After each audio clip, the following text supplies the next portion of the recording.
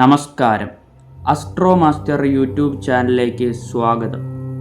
ഇന്ന് പറയാൻ പോകുന്നത് യോഗങ്ങളിലൊന്നായ നിപുണ യോഗത്തെക്കുറിച്ചാണ്. നിപുണൻ എന്ന വാക്കിനർത്ഥം സമർത്ഥൻ എന്നാണ്. ഒരാളുടെ ജാതകത്തിൽ സൂര്യനും ബുധനും യോഗം ചെയ്തു നിൽക്കുമ്പോഴാണ് നിപുണയോഗം സംഭവ്യമാകുന്നത്. എന്നാൽ സൂര്യനും ബുധനും ഒരു രാശിയിൽ നിന്നതുകൊണ്ട് മാത്രം ഈ യോഗത്തിൻ്റെ പൂർണ്ണഫലം ലഭ്യമാവുന്നതല്ല.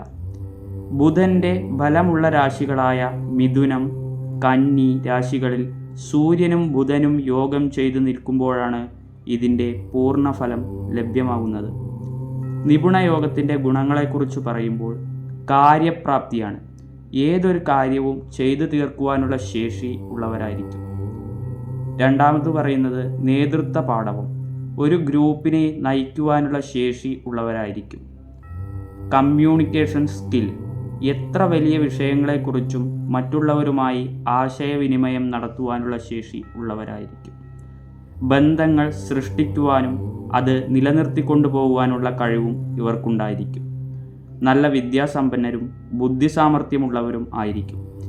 ഈ വീഡിയോ നിങ്ങൾക്ക് ഇഷ്ടപ്പെട്ടാൽ സബ്സ്ക്രൈബ് ചെയ്യുക, ലൈക്ക് ചെയ്യുക.